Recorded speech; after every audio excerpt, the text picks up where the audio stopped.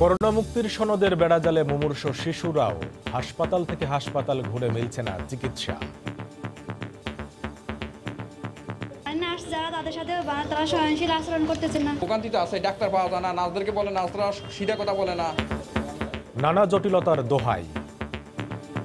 Corona flu নাকি সাধারণ flu, এই দুটো যেহেতু ডিফারেন্স করা যাচ্ছে না। পরীক্ষা নিরীক্ষা আস্তে আস্তে করাবে চিকিৎসার পাশাপাশি, আর না হয় রোগীগুলো অনেক কষ্ট পাবে। একদিনে রেকর্ড 64 প্রাণহানি, শনাক্ত ৩,৫০০-এর বেশি। দেখছিলেন বিশেষ শিরোনাম। সকালের সময় সঙ্গে আছি আমি কামরুল হাসান সুবুর। এবার অন্যান্য শীর্ষ সংবাদ। ৩ ঘন্টা বাড়ল দোকানপাট, শপিং মল ও বাজার খোলা রাখার সময়। আজ থেকে 4টার পরিবর্তে বন্ধ হবে সন্ধ্যা 7টায়। সীমিত আকারে চলবে অফিস। ৪ জুলাই থেকে ওয়ারি লকডাউনে। রাজশাহীতে পশুর হাটে নেই স্বাস্থ্যবিধির বালাই। করোনা সংক্রমণ ভয়াবহ হবার আশঙ্কা। কোরবানি নিয়ে দ্বিধায় সাধারণ মানুষ। তীব্র স্রোতের কারণে বসেনি পদ্মা সেতুর ৩২ নম্বর স্প্যান। কাজের গতি কমার শঙ্কা, আরেক দফা বাড়তে পারে প্রকল্পের মেয়াদ। খুলে দেয়া হলো বিআইডব্লিউটি এর জাহাজের ধাক্কায় ক্ষতিগ্রস্ত পোস্তাগোলার বুড়িগঙ্গা সেতু। সীমিত আকারে যান চলাচল শুরু। এবং হলি আর্টিজান হামলার 4 বছর। সামাজিক যোগাযোগ মাধ্যমেই সীমাবদ্ধ নেতৃত্বহীন জঙ্গিরা, দাবি পুলিশের। চীন ভারত দ্বন্দ্বে আবারও তৎপরতা বাড়ার আশঙ্কা বিশেষজ্ঞদের।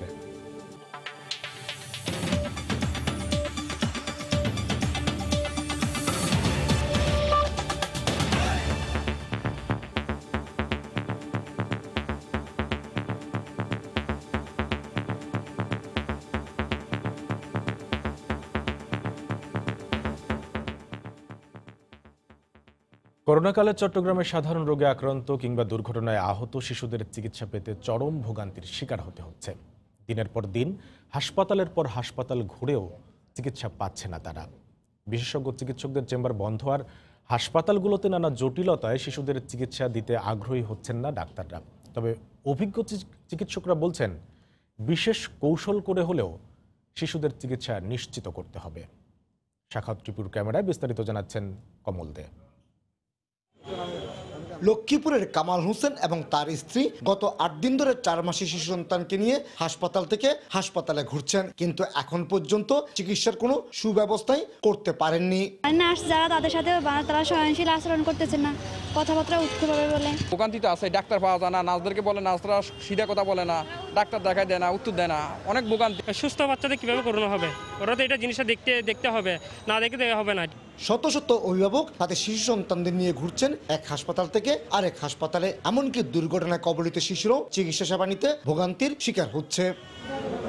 শুধুই যে সামান্য জ্বর কিংবা শ্বাসকষ্টে আক্রান্ত শিশুদের ভোগান্তিতে পড়তে হচ্ছে তা কিন্তু নয়। এসব রোগের পাশাপাশি নানা ধরনের দুর্ঘটনায় কবলিত শিশুদেরও ভোগান্তিতে পড়তে হয় এই হাসপাতালে এসে। আগে তাদের পরীক্ষা করা হয় তারা করোনা আক্রান্ত কিনা, আর এর ফলে দীর্ঘ সময় পেরিয়ে যাচ্ছে এই শিশুদের চিকিৎসায়। করোনা সংক্রমণ শুরু হওয়ার পরপরই বিশেষজ্ঞ চিকিৎসকরা চেম্বারে আসা বন্ধ করে দেন। ফলে সরকারি হাসপাতালগুলো এখন চিকিৎসার একমাত্র ভরসা, কিন্তু সেখানেও মিলছে না সেবা। করোনা ফ্লু নাকি সাধারণ ফ্লু, এই দুটো যেহেতু ডিফারেন্স করা যাচ্ছে না, সেই জন্য আমাদের শিশুগুলো খুব ভালনারেবল কন্ডিশনে আছে। হসপিটালগুলোতে কোভিড এবং নন কোভিড কর্নার অথবা ফ্লু কর্নার করে তাদের যে স্বাস্থ্যসেবা সেটা নিশ্চিত করতে হবে।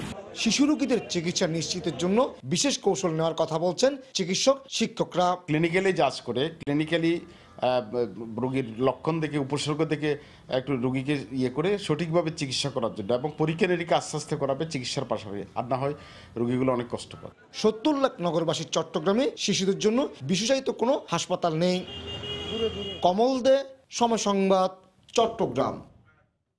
3 ঘন্টা বাড়ল দোকানপাট, শপিং মল ও বাজার খোলা রাখার সময়। সারা দেশে আজ থেকে বিকাল 4টার পরিবর্তে সন্ধ্যা 7টা পর্যন্ত খোলা রাখা যাবে দোকান। গতকাল রাতে মন্ত্রিপরিষদ ও জনপ্রশাসন মন্ত্রণালয় থেকে নির্দেশনা দেওয়া হয়। এছাড়া করোনা পরিস্থিতির কারণে সীমিত পরিসরে যেভাবে অফিস চলছে তা 3 আগস্ট পর্যন্ত বাড়ানো হয়েছে। তবে অতি জরুরি কাজে রাতে বাইরে যাওয়ার বিধি নিষেধ শিথিল করা হয়েছে। এখন থেকে রাত 8টার পরিবর্তে রাত 10টা থেকে ভোর 5টা পর্যন্ত বাইরে চলাচলে বিধিনিষেধ থাকবে। দেশব্যাপী শপিং মল, দোকানপাট ও হাটবাজার খোলা রাখার সময় 3 ঘন্টা বাড়িয়ে সন্ধ্যা 7টা পর্যন্ত রাখার নতুন নির্দেশনা দিয়েছে জনপ্রশাসন মন্ত্রণালয়। গত কয়েকদিন ধরে দোকান মালিক সমিতি সকাল 10টা থেকে বিকাল 4টার পরিবর্তে রাত 8টা পর্যন্ত দোকান খোলা রাখার আবেদন করে আসছিল।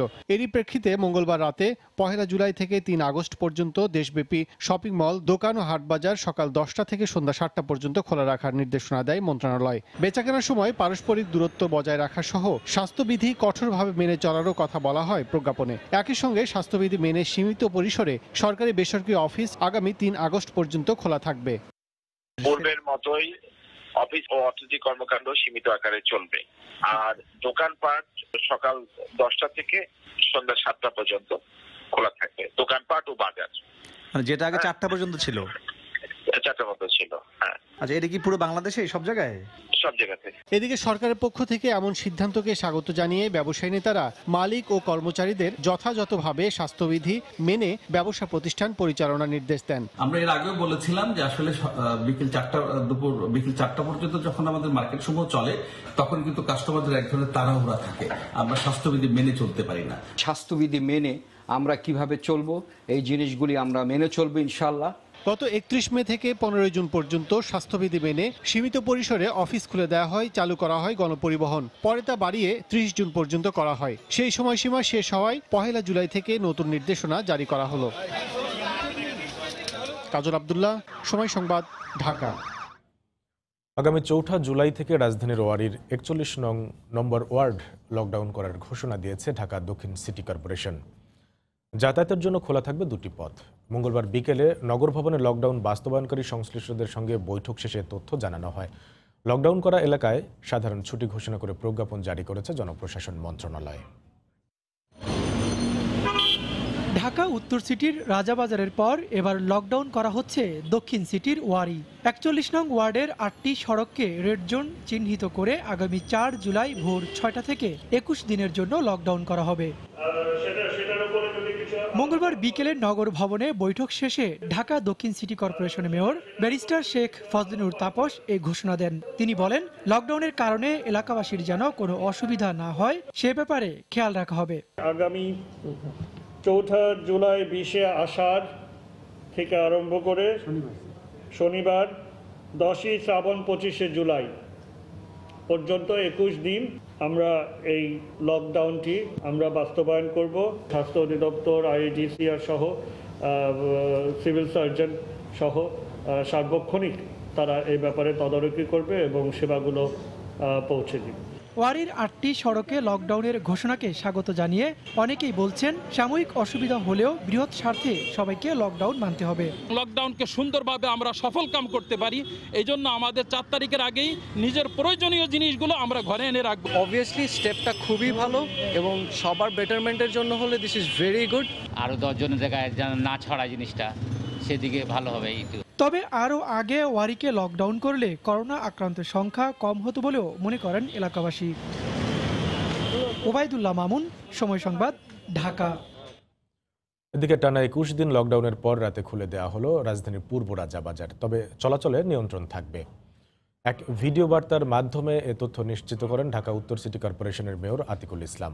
তিনি জানান, আজ থেকে আবারও স্বাভাবিকভাবে চলাফেরা করতে পারবেন রাজাবাজারের বাসিন্দারা। করোনা ভাইরাস সংক্রমণ রোধে গত 10 জুন থেকে 14 দিনের জন্য পূর্ব রাজাবাজারে পরীক্ষামূলক লকডাউন শুরু হয়। পরে আরও 7 দিন লকডাউনের মেয়াদ বাড়ানো হয়।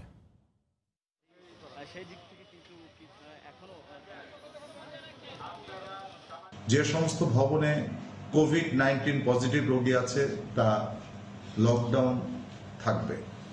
শুধুমাত্র পূর্ব রাজাবাজার বাসীর সুবিধার্থে নমুনা সংগ্রহের বুথ আগের মতোই খোলা থাকবে। এতে কোনো সন্দেহ নেই যে জোনিং কার্যক্রম বাস্তবায়নের পরে এই এলাকার পরিস্থিতি অনেক উন্নতি হয়েছে, কিন্তু উল্লেখিত এই নির্দেশগুলো না মানলে পরিস্থিতি আবার আগের মতন খারাপ হতে পারে। সবাই বাসায় থাকবেন, অত্যাবশ্যকীয় না হলে কেউ বাসা হতে বের হবেন না। করোনার সবশেষ পরিস্থিতি নিয়ে স্বাস্থ্য অধিদপ্তরের বুলেটিন বিশ্লেষণ করেছেন রিপোর্টার ফারুক ভুইয়া রবিন। দেশে বাড়ছে কোভিড-19 আক্রান্ত হয়ে সংক্রমণের হার, একই সঙ্গে বাড়ছে মৃত্যুর মিছিল। দেশে কোভিড-19 সংক্রমণের 115তম দিনে দেশ এ যাবৎকালের মধ্যে সর্বোচ্চ মৃত্যুর রেকর্ড দেখল। আমরা শুরুতেই সবশেষ হালনাগাদ তথ্যের নিরিখে বাংলাদেশের করোনার সার্বিক চিত্র দেখে নেব। গত 24 ঘন্টায় দেশে মোট নমুনা পরীক্ষা করা হয়েছে 18,426 জনে, যাতে কোভিড-19 আক্রান্ত শনাক্ত হয়েছেন 3,682 জন। এ নিয়ে বাংলাদেশে মোট আক্রান্তের সংখ্যা দাঁড়িয়েছে 1,45,483 জন। গত 24 ঘন্টায় রেকর্ড 64 জন মারা গিয়েছেন, যার কারণে বাংলাদেশে কোভিড-19 আক্রান্ত হয়ে মৃতের সংখ্যা দাঁড়িয়েছে 1,847 জন। গত 8 মার্চ প্রথমবারের মতো কিন্তু জানানো হয়েছে কোভিড-19 আক্রান্ত 3 জনের কথা। 8 জুন থেকে 30 জুন, অর্থাৎ কেবলমাত্র যে 22 দিনের মধ্যে আমরা যেটি দেখতে পাচ্ছি যে অর্ধেকের বেশি মানুষ আক্রান্ত শনাক্ত হয়েছেন। গত 7 দিনে যে সংক্রমণের হার এবং যে সংক্রমণের চিত্র সেটি একটু দেখে নিতে চাই। আমরা আসলে যেটি দেখছি যে কেবলমাত্র একদিন বাদবাকি সব দিনগুলোতেই কিন্তু মোট নমুনা পরীক্ষার বিপরীতে আক্রান্ত শনাক্তের হার 20% বেশি ছিল। আর একদিন বাদে বাকি সব দিনগুলোতে আমরা যেটি দেখছি যে 3,500-এর বেশি আক্রান্ত শনাক্ত হয়েছিল। সবচেয়ে বেশি যেদিন আক্রান্ত শনাক্ত হয়েছিল সেদিন ছিল 29 জুন, 4,014 জন, যেটি আসলে যে এই যাবৎকালের মধ্যে সর্বোচ্চ আক্রান্ত শনাক্ত হয়। স্বাস্থ্যবিধি মেনে চলা, নিরাপদ শারীরিক দূরত্ব বজায়, মাস্ক ব্যবহার, এগুলো নিশ্চিত করার মাধ্যমে সম্ভব সংক্রমণের যে ঊর্ধ্বমুখী ধারা সেটিকে আসলে যে আটকে দেয়া। কোরবানির ঈদ সামনে রেখে রাজশাহীতে পশুর হাটে মানা হচ্ছে না স্বাস্থ্যবিধি। এতে করোনা পরিস্থিতি ভয়াবহ আকার ধারণ করতে পারে বলে আশঙ্কা করছেন বিশেষজ্ঞরা। অন্যদিকে হাট থেকে কেনা কোরবানির পশু ও মাংসের মাধ্যমে করোনা ভাইরাস ছড়িয়ে পড়তে পারে কিনা এমন শঙ্কায় পশু কোরবানি দেয়া নিয়ে দ্বিধাদ্বন্দ্বের মধ্যে রয়েছেন বেশিরভাগ মানুষ। বিশেষজ্ঞ চিকিৎসক ও প্রাণী সম্পদ কর্মকর্তারা বলছেন, আক্রান্ত ব্যক্তির সংস্পর্শের কারণে কোরবানির পশু ও মাংসে যদি জীবাণু ছড়ায় তা থেকেও প্রাণঘাতী ভাইরাসের সংক্রমণ ছড়িয়ে পড়তে পারে। হাবিবুর রহমান পাপুর তোলা ছবিতে বিস্তারিত সাইফুর রহমান রকির প্রতিবেদনে। কোরবানি উপলক্ষে রাজশাহীতে করোনা পরিস্থিতিতে প্রায় 3 মাস বন্ধ থাকার পর আবারও চালু হয়েছে পশুর সিটি হাট। তবে হাট থেকে কেনা গরুর মাধ্যমেও করোনা ভাইরাসের সংক্রমণ ছড়িয়ে পড়তে পারে কিনা এ নিয়ে সংশয় রয়েছে ক্রেতাদের মধ্যে। আর প্রচণ্ড ভিড়ে হাটে ক্রেতা বিক্রেতা স্বাস্থ্যবিধি ও সামাজিক দূরত্ব মানছেন না। যে বাজারে যান না কেন স্বাস্থ্যবিধি না মানলে আমরা ঝুঁকির মধ্যে পড়বো, এই ব্যাপারে কোনো সন্দেহ নাই। প্রাণী সম্পদ কর্মকর্তা ও বিশেষজ্ঞ চিকিৎসক বলছেন, আক্রান্ত ব্যক্তির সংস্পর্শের কারণে কোরবানির পশু ও মাংসে যদি জীবাণু ছড়ায় তা থেকেও প্রাণঘাতী এ ভাইরাসের সংক্রমণ ছড়িয়ে পড়তে পারে। গরু থেকে মানুষে আসবে বা মানুষ থেকে গরুতে যাবে এরকম না। করোনা আক্রান্ত রোগী যদি গরুর গায়ে হাত দেয় সেখানে হয়তো তার ভাইরাসটা লেগে থাকতে পারে, বা আবার 2 মিনিটের মধ্যে যদি অন্য একজন মানুষ হাত দেয় সেখান থেকে ছড়াইতে পারে। যে মাংসটা হ্যান্ডেল করবে সে যদি ইনফেক্টেড থাকে, সেই সময় যদি ও মাংসটা ধরলে ওই মাংসটা আমরা যখন ধরবো তখন আমরাও ইনফেক্টেড হব। এ অবস্থায় ধর্মীয় রীতি মেনে উন্নত দেশগুলোর মতো অটোমেটেড স্লটার হাউস বা কসাইখানার মাধ্যমে কোরবানির পশু জবাই ও মাংস কাটা যায় কিনা এমন প্রশ্নের জবাবে সিটি মেয়র জানান, স্বল্প সময়ে তা মাঠ পর্যায়ে বাস্তবায়ন অসম্ভব। এটা করতে সময় লাগে এবং আমাদের প্ল্যান আছে হয়তো আগামী 1-2 বছর লাগবে মিনিমাম। ইসলামিক ফাউন্ডেশনের ধর্মীয় এই নেতার মতে, এমন পরিস্থিতিতে নিয়ত ঠিক থাকলে যেভাবেই পশু কোরবানি করা হোক না কেন তা কবুল হবে। কোরবানির ক্ষেত্রে এই মিডিল ইস্টের মতো সেই আধুনিক সিস্টেমে যদি আমরা নিয়ত করে ওইভাবে করে কোরবানি করে কোরবানিটা আদায় হয়ে যাবে ইনশাআল্লাহ। নগরীতে কোরবানি উপলক্ষে উত্তরাঞ্চলের পশুর বৃহত্তম সিটি হাট বসছে রবি ও বুধবার। প্রতি হাটে গড়ে প্রায় 1,500 গরু মহিষ উঠছে। সাইফুর রহমান রকি, সময় সংবাদ, রাজশাহী। সকালের সময় আরও থাকছে। রাজধানীতে পুরানো গাড়ি রেখে নতুন গাড়ি চুরির অভিনব কৌশল, পুলিশের অভিযানে একজন আটক, 15টির বেশি চোরাই গাড়ি জব্দ।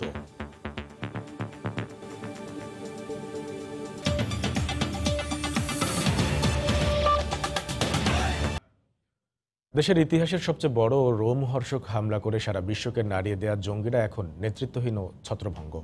তাদের তৎপরতা সীমাবদ্ধ সামাজিক যোগাযোগ মাধ্যমের কিছু পাতায়। হলি আর্টিজান নৃশংসতার 4 বছর পর দেশের জঙ্গি তৎপরতার চিত্র এভাবেই এঁকেছেন পুলিশের কাউন্টার টেরোরিজম ইউনিট প্রধান। তবে সাম্প্রতিক চীন ভারত দ্বন্দ্বের ভূ রাজনৈতিক মারপ্যাচে জঙ্গিদের আবারও বড় ধরনের তৎপরতার আশঙ্কা করছেন নিরাপত্তা বিশ্লেষকরা।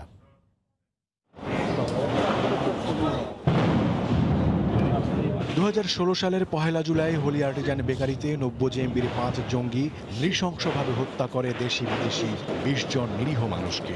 15 ঘন্টার জিম্মি দশায় জঙ্গিরা পায় তাদের কাঙ্ক্ষিত আন্তর্জাতিক প্রচার। Counter terrorism and transnational crime city বলছে এটিই ছিল জঙ্গিদের তাৎক্ষণিক লক্ষ্য। অন্যদিকে তাৎক্ষণিকভাবে ক্ষতিগ্রস্ত হলেও হোলি আর্টিজানের ঘটনা বাংলাদেশকে উজ্জীবিত করে নতুন অঙ্গীকারে। আর তারই আলোকে বড় আকারের 17টি সহ বিভিন্ন অভিযানে নেতৃত্ব শূন্য ও ছত্রভঙ্গ হয়ে যায় শুধু 90 জেএমবি নয়, সবগুলো জঙ্গি সংগঠনই। জঙ্গিবাদী কার্যক্রম যেটা ফিজিক্যালি আসলে ওইভাবে নাই, তাদের সাংগঠনিক যে কাঠামো সেটি আর কোনো কাঠামো ওইভাবে মানে খুব অর্গানাইজড কিছু নাই। বিচ্ছিন্নভাবে কিছু সাপোর্টার আছে, কেউ কেউ নতুন করে মানে অর্গানাইজ করার চেষ্টা করে। সিটি প্রধান জানালেন এ বাস্তবতায় জঙ্গি সংগঠনগুলো আশ্রয় নিয়েছে সামাজিক যোগাযোগ মাধ্যমে। যেহেতু কর্মকাণ্ড নাই, কর্মকাণ্ড মূলত অনলাইন ভিত্তিক, যে কর্মকাণ্ড বিশ্বের যে কোনো জায়গায় বসে চালানো যায়। একটা স্মার্ট মোবাইল ফোন থাকলেই এই কর্মকাণ্ড চালানো সম্ভব। হোলি আর্টিজান পরবর্তী সময়ে আইন শৃঙ্খলা রক্ষা বাহিনীর অর্জন নিয়ে কোনো দ্বিমত নেই এ নিরাপত্তা বিশ্লেষকের। তবে সাম্প্রতিক ভূ রাজনৈতিক অস্থিরতায় কোনো পক্ষ বাংলাদেশের জঙ্গিদের উস্কে দিতে পারে বলে তার আশঙ্কা। দক্ষিণ এশিয়ার পরিস্থিতি দেখি, যে উত্তাপ ছড়িয়েছে ভারত এবং চীনের এই যে মুখোমুখি অবস্থান, সেখান থেকে পাকিস্তানের অবস্থান এবং অন্যান্য দেশের যে অবস্থান, এই ভূ রাজনীতির পরিপ্রেক্ষিতে বাংলাদেশে আবার জঙ্গিবাদের পৃষ্ঠপোষক গজিয়ে উঠবে বলে আমি মনে করি।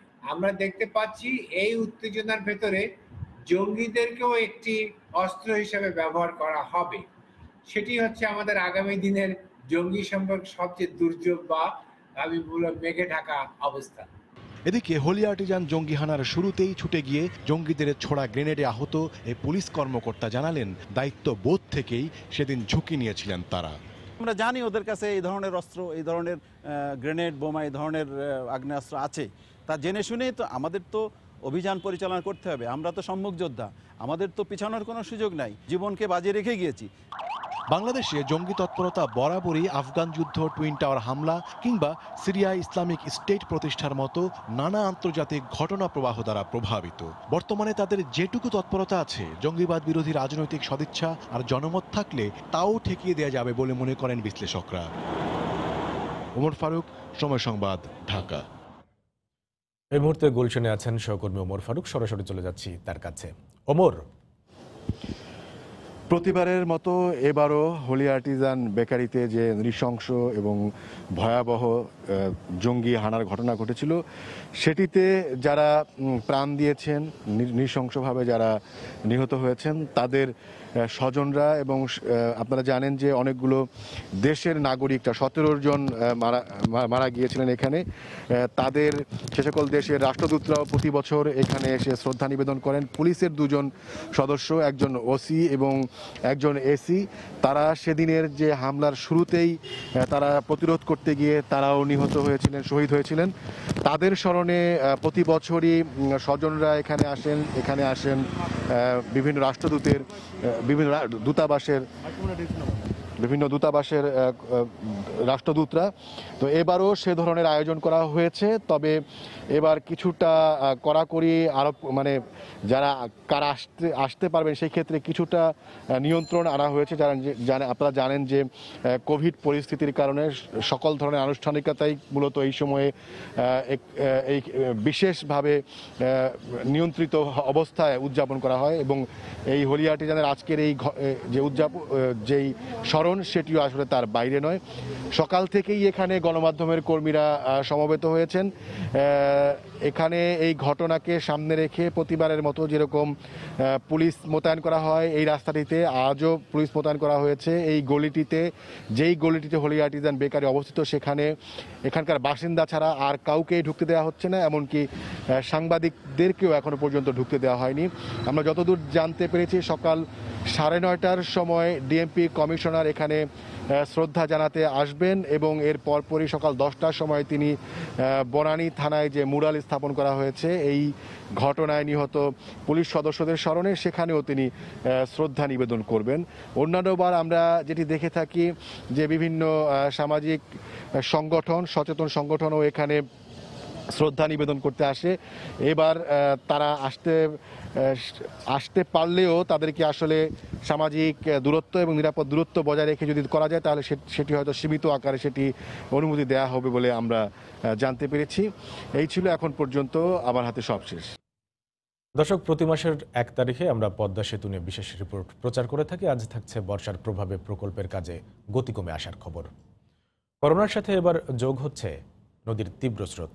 এতে আবারও গতি কমে আসছে পদ্মা সেতুর কাজে। স্রোতের কারণে এর মধ্যে স্থগিত করা হচ্ছে 32 নম্বরের স্প্যান বসানোর কাজ। সামনের দিনগুলোতে স্রোত বাড়লে গতি আরও কমে যাওয়ার আশঙ্কা রয়েছে। সব মিলে নির্ধারিত সময়ে কাজ শেষ করতে না পারায় আরেক দফা বাড়তে পারে এই প্রকল্পের মেয়াদ।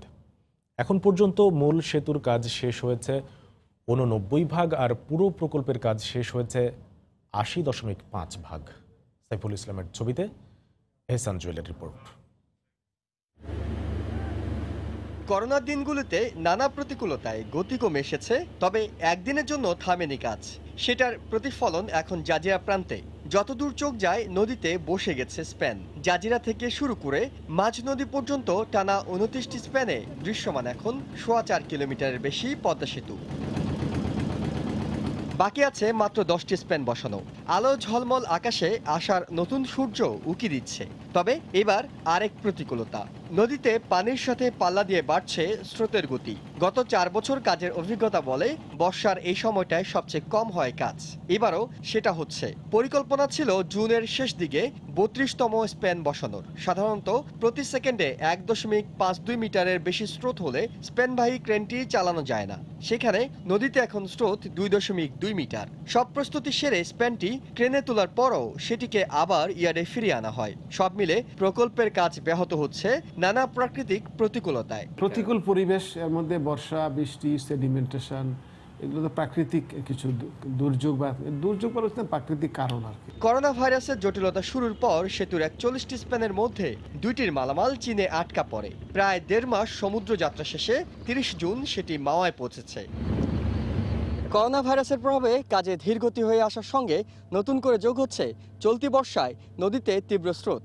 এর আগের বছরগুলোতে বর্ষায় কাজের গতি ছিল ধীর। পরিকল্পনা অনুযায়ী চলতি বছরের ডিসেম্বর মাসের মধ্যে সবগুলো স্প্যান বসাতে হলে দ্রুত এগিয়ে নিতে হবে কাজ। এহসান জুয়েল, সময় সংবাদ, জাজিরা, শরীয়তপুর। পদ্মা নদীতে প্রবল স্রোত ও নাব্য সংকটে দুর্ঘটনা এড়াতে গতকাল সন্ধ্যা 6টা থেকে কাঁঠালবাড়ি শিমুলিয়া নৌ রুটে ফেরি চলাচল বন্ধ রয়েছে। এই মুহূর্তে সেখানে আছেন সহকর্মী নাসির উদ্দিন উজ্জ্বল। বিস্তারিত জানতে সরাসরি চলে যাচ্ছি তার কাছে। উজ্জ্বল, মুন্সিগঞ্জের এই শিমুলিয়া ঘাটে কিন্তু এখন অনেক মানুষের দুর্গতি। এই দক্ষিণ অঞ্চলের প্রবেশদ্বার শিমুলিয়া ঘাটে কিন্তু হাজার হাজার মানুষ অপেক্ষা করছে পারাপারের জন্য, এবং 600-র বেশি যান কিন্তু এখন পারাপারের অপেক্ষায় আছে। এর মধ্যে অন্তত লাশবাহী 10টি গাড়ি রয়েছে যারা গত রাত থেকে এখানে অপেক্ষা করছেন। কিন্তু এই রাত্র 9টা থেকে যে ফেরি পুরোপুরি বন্ধ হয়ে যাওয়ার পরে 11 ঘন্টা পরেও কিন্তু এটি চালু করার ব্যবস্থা হয়নি। বিআইডব্লিউটি এর দায়িত্বশীল কিন্তু যারা আছেন তাদের যোগাযোগ করে পাওয়া যাচ্ছে না, কিন্তু বিআইডব্লিউটিসি যারা আছেন তারাও কিন্তু ফোন ধরছেন না এবং তারা ফেরি বন্ধ করে চলে যাচ্ছেন। তারা শুধু বলছেন যে এই পাশে যে চ্যানেলে রাত্র 9টা বাজে যে বিকল্প চ্যানেলে বীরশ্রেষ্ঠ জাহাঙ্গীর নামে একটি রোরো ফেরি আটকে আছে, এটি এই চ্যানেলের মুখ থেকে না সরা পর্যন্ত কিন্তু তারা ফেরি চালু করতে পারছেন না। কিন্তু এখানে যারা আটকে আছেন তাদের দাবি হচ্ছে যে অন্তত ছোট ফেরি দিয়ে বা পাশের পুরনো চ্যানেল দিয়ে অন্তত এই জরুরি গাড়িগুলোকে পার করা না হলে কিন্তু তাদের দুর্ভোগের শেষ নেই। কিন্তু এই ব্যাপারে কিন্তু বিআইডব্লিউটিসির কাউকে পাচ্ছি না আমরা এর বক্তব্যের জবাব দেওয়ার জন্য। এদিকে যেই অনেক গাড়ি আছে তারা দীর্ঘ সময় ধরে আটকে আছেন, তারা কিন্তু অনুরোধ করছেন যে তাদের টিকেটের টাকা ফেরত দেওয়ার জন্য। তারা আরিচা ঘাট দিয়ে পারাপার হতে চাচ্ছে, কিন্তু তাদেরকে কিন্তু সেটিও দেওয়া হচ্ছে না। এই কারণে কিন্তু লোকজন খুব ক্ষুব্ধ হয়ে আছে। এদিকে যে পদ্মার পানি হু হু করে বাড়ছে, গত 24 ঘন্টায় কিন্তু এখানে 11 সেন্টিমিটার পানি বেড়েছে এবং স্রোতের গতি এত বেশি যে 1 সেকেন্ড একটা কিছু ফেললে কিন্তু প্রায় 8 ফুট দূরে চলে যাচ্ছে। আমরা দেখছি যে লঞ্চ, এখানে 87টি লঞ্চ চলছে, সেই লঞ্চগুলো কিন্তু স্রোতে অনেক দূরে নিয়ে যাচ্ছে। স্পিড বোটগুলোরও একই অবস্থা এবং সময় কিন্তু দ্বিগুণেরও বেশি লাগছে এই ঘাটে। এদিকে যে শিমুলিয়া ঘাটের যেই লম্বা লাইন বেড়ে যাচ্ছে, এই ব্যাপারে যে এইখানে এইগুলো পার করা বা এই ব্যবস্থাপনা, সেক্ষেত্রে কিন্তু আমরা দেখছি অনেক রকম সমন্বয়হীনতা আছে এবং ওপারেও কিন্তু অর্ধ সহস্রাধিকেরও বেশি যানবাহন অপেক্ষা আছে পারাপারের জন্য। এই দুপারে কিন্তু এখন চরম দুর্ভোগ বিরাজ করছে। এই শিমুলিয়া ঘাটে যে দক্ষিণাঞ্চলের প্রবেশদ্বার, সেখানকার এই দুর্ভোগের এবং ফেরি বন্ধ থাকার 11 ঘন্টার সর্বশেষ তথ্য জানাচ্ছি সবুজ। কাঁঠালবাড়ি শিমুলিয়া নৌ রুটে ফেরি চলাচল বন্ধের খবর জানাচ্ছিলেন সহকর্মী নাসির উদ্দিন উজ্জ্বল। পানি বাড়ার সঙ্গে সঙ্গে ভয়ঙ্কর হয়ে উঠছে ব্রহ্মপুত্র নদ। গত কয়েকদিনের অব্যাহত ভাঙনে বিলীন হয়েছে ময়মনসিংহের বিস্তৃত জনপদ। ফসলি জমি, গাছপালা ও বসত ভিটা হারিয়ে মানবেতর জীবনযাপন করছেন ক্ষতিগ্রস্তরা। হারুনুর রশিদের রিপোর্ট, ছবি তুলেছেন সায়মাকন্দ। চোখের পলকেই ভেঙে পড়ল গাছপালা, তারপর তা গিলে খেল সর্বনাশা নদ। বিলীন হলো মাথাগুজার ঠাইও। চেয়ে চেয়ে দেখা ছাড়া কিছুই করার নেই নিঃস্ব নদপাড়ের অভাগা মানুষ। উজানের ঢলের পানি পেয়ে আরও উতলা ময়মনসিংহের ব্রহ্মপুত্র নদ। বেড়েছে ভাঙনও। ভিটেমাটি হারানো মানুষের আহাজারি ঈশ্বরগঞ্জের মরিচারচর গ্রামের সর্বত্র। গত কয়েক বছরে ভিটেমাটি হারিয়েছে 5 শতাধিক পরিবার। সব কিছু নিচে গা ফুল আনলে সার রাত এনে বইতেই আমরা নিগতি, আমরা কিচ্ছু অনেক থাকতারি না, চলতারি না। 1000 ফ্যামিলি ইতিমধ্যে বাড়িঘর ছাড়া হয়ে গেছে। 5টা মৌলিক উদ্যোগ করতে আমাদের পায়ের নিচে কোনো মাটি নাই। ক্ষতিগ্রস্ত অনেকেই ঠাঁই নিয়েছেন অন্যের বাড়িতে। মানবেতর জীবনযাপন করলেও কোনো সহায়তা মিলছে না বলে অভিযোগ তাদের। ভাঙন রোধে স্থায়ী বাঁধ নির্মাণ ও নকশা পরিবর্তন করে পুরাতন ব্রহ্মপুত্র নদ খননের দাবি এলাকাবাসীর। সরকার খরচ করে পানি উন্নয়ন বোর্ড থেকে যে করতেছে, এটা কোনো ভ্যালুয়েশন হচ্ছে না। দপ্তর কর্তৃপক্ষের কাছে অনেক উজোর আপত্তি করেছি, কিন্তু আমরা এর কোনো ফলপ্রসূ পাই নাই। তবে ক্ষতিগ্রস্ত ভূমিহীনদের খাস জমি বরাদ্দ দেয়া হবে বলে জানান উপজেলা নির্বাহী কর্মকর্তা। আর পানি উন্নয়ন বোর্ডের নির্বাহী প্রকৌশলী বলছেন, স্থায়ী ও টেকসই বাঁধ নির্মাণের উদ্যোগ নেওয়া হয়েছে। ভাঙ্গন বিষয়ে স্থায়ী প্রতিরক্ষা কাজের জন্য আমরা একটা ডিপিপি দাখিল করেছি 543 কোটি টাকা। সেই ডিপিপিটা মন্ত্রণালয়ে আছে।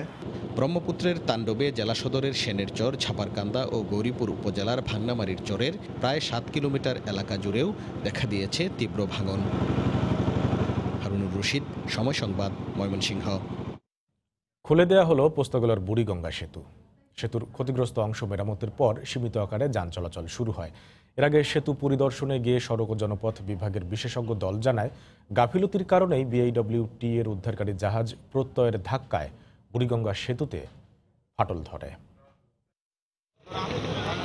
সদরঘাটের কাছে বুড়িগঙ্গায় ডুবে যাওয়া মর্নিং বার্ড লঞ্চটি উদ্ধারে ঘটনার দিন সোমবার দুপুরে নারায়ণগঞ্জ থেকে ছুটে আসে উদ্ধারকারী জাহাজ প্রত্যয়। কিন্তু পোস্তগোলার বুড়িগঙ্গা সেতুর নিচ দিয়ে আসার সময় জাহাজটি এভাবে সজোরে ধাক্কা দেয় সেতুতে।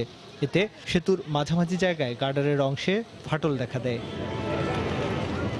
এ ঘটনার পর শুরু হয় সেতুর মেরামতের কাজ।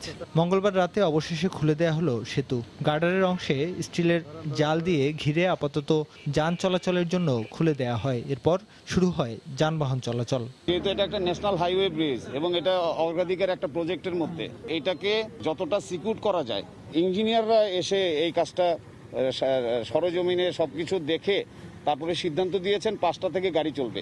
দিনভর দুর্ভোগের পর রাতে সেতু দিয়ে চলাচল শুরু হওয়ায় স্বস্তির কথা জানিয়েছেন সাধারণ মানুষ। তবে সেতুর কাজ পুরোপুরি শেষ না হওয়ায় কিছুটা আতঙ্কে রয়েছেন তারা। গাড়ি চলে নাই, ওপার যা গাড়ি চলাইছি, এপার কামাই নাই, ওপার যা চলাইছি গাড়ি। ব্রিজ চালু হলো, এখন মাত্র ওপার গেছিলাম, আবার আইলাম। বন্ধের কারণে আমাকে বহুত লস হয়ে গেছে। আপনি কি 2 থেকে 3 ঘন্টা জামে পড়ে রয়েছি খালি বাবুবাজার ব্রিজের গোড়ায়। এর আগে সড়ক ও জনপথ বিভাগের বিশেষজ্ঞ দল জানায়, চালক ও যারা দায়িত্বে ছিলেন তাদের গাফিলতিতেই বিআইডব্লিউটি এর উদ্ধারকারী জাহাজ প্রত্যয়ের ধাক্কায় বুড়িগঙ্গা সেতুতে ফাটল ধরে।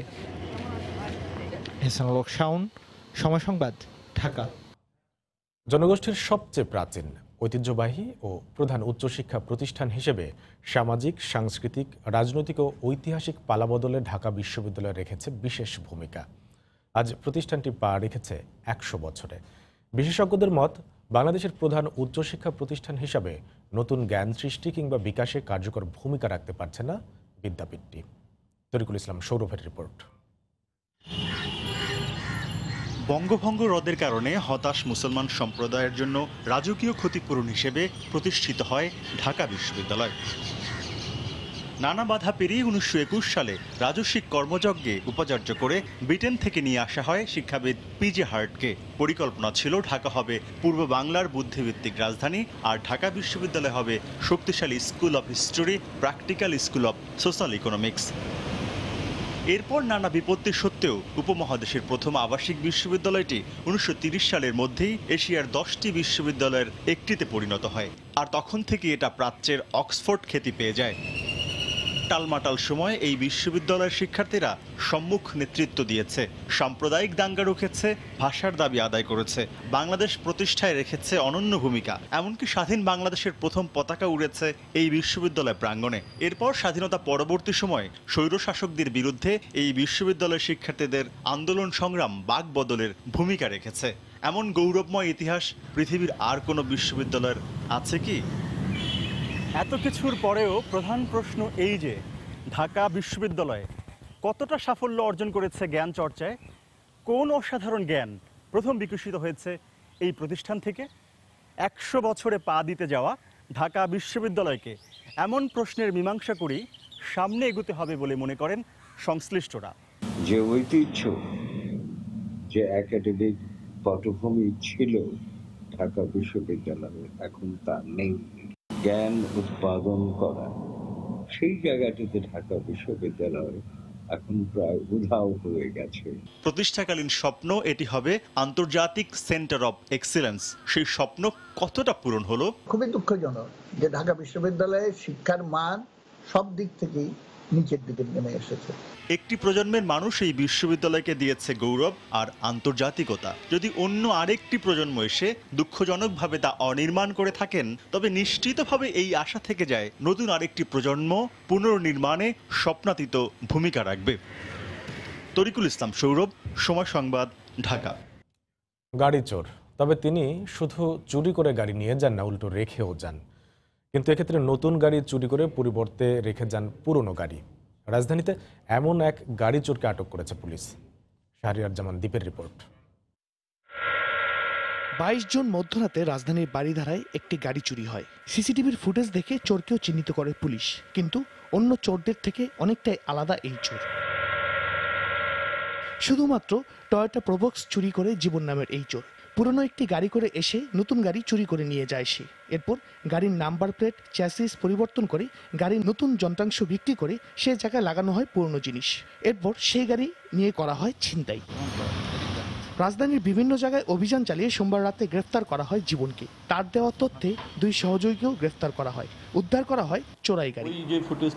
আইন শৃঙ্খলা বাহিনী বলছে এর আগেও জীবনের কাছ থেকে 15টির বেশি চোরাই গাড়ি উদ্ধার করা হয়েছে। মূলত নেশার টাকা জোগাড় করতে গাড়ি চুরি করত জীবন।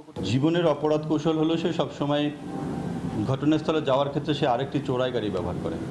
এই চোরাই গাড়ি নিয়ে সে ঘটনাস্থলের আশেপাশে কোথাও এসে গাড়িটি রাখে এবং তারপর সন্ধান করে অন্য কোনো গাড়ি আছে কিনা। পুরনো গাড়িগুলোও চুরি করে, নতুন কোনো গাড়ি সে চুরি করে। গাড়িটি এখান থেকে চুরি করার পরে সে যে পেশাদার ছিনতাইকারী তার সহযোগী মনির তাকে নিয়ে দেয় এবং মনির এইটি তার বিভিন্ন কাজে সে ব্যবহার করত। গ্রেফতারকৃত প্রত্যেকের বিরুদ্ধে বিভিন্ন থানায় 10টির বেশি মামলা রয়েছে। শাহরিয়ার জামান দ্বীপ, সময় সংবাদ, ঢাকা। খুলনায় আন্দোলন কর্মসূচি সাময়িকভাবে স্থগিত ঘোষণা করেছেন পাটকল শ্রমিকরা। রাষ্ট্রায়ত্ত পাটকল বন্ধ সংক্রান্ত কোনো চিঠি এখনও মিলে না আসায় সিদ্ধান্ত নেওয়া হয়। গতকাল সন্ধ্যায় সিবিএ সভাপতি শাহানা শারমিন কর্মসূচি স্থগিতের ঘোষণা দেন। একইভাবে রাষ্ট্রায়ত্ত অন্য 8টি পাটকলের শ্রমিক নেতারা কর্মসূচি স্থগিতের ঘোষণা দেন।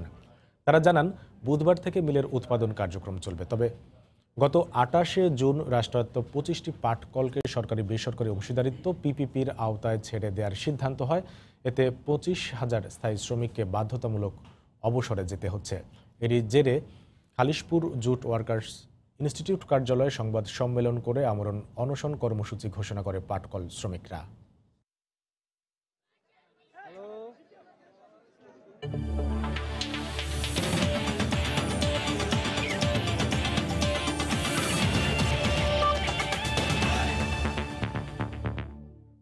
ফুটবল বিশ্বয়ে লিওনেল মেসি গড়লেন আরেকটি বিশ্ব রেকর্ড।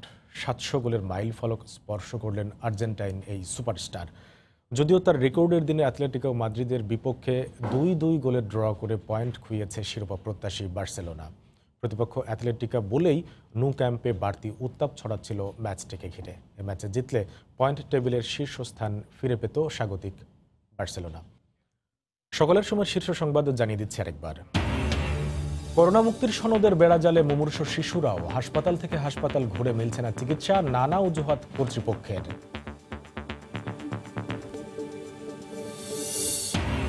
রাজশাহীতে পশুর হাটে নেই স্বাস্থ্যবিধি মানার বালাই, করোনা সংক্রমণ ভয়াবহ হবার শঙ্কা, কোরবানি নিয়ে দ্বিধায় সাধারণ মানুষ। তীব্র স্রোতের কারণে বসেনি পদ্মা সেতুর ৩২ নম্বর স্প্যান, কাজের গতি কমার শঙ্কা, আরেক দফা বাড়তে পারে প্রকল্পের মেয়াদ।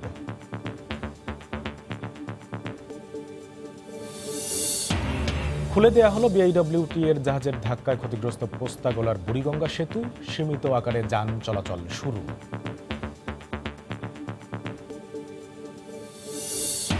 এবং হলি আর্টিজান হামলার ৪ বছর, সামাজিক যোগাযোগ মাধ্যমেই সীমাবদ্ধ নেতৃত্বহীন জঙ্গিরা, দাবি পুলিশের। চীন ভারত দ্বন্দ্বে আবারও তৎপরতা বাড়ার আশঙ্কা বিশেষজ্ঞদের। এই ছিল সকালের সময়। আপনার মোবাইলে সময় সংবাদ দেখতে সকল খবর পেতে ডাউনলোড করুন সময় অ্যাপ। সঙ্গে থাকুন সময়ের।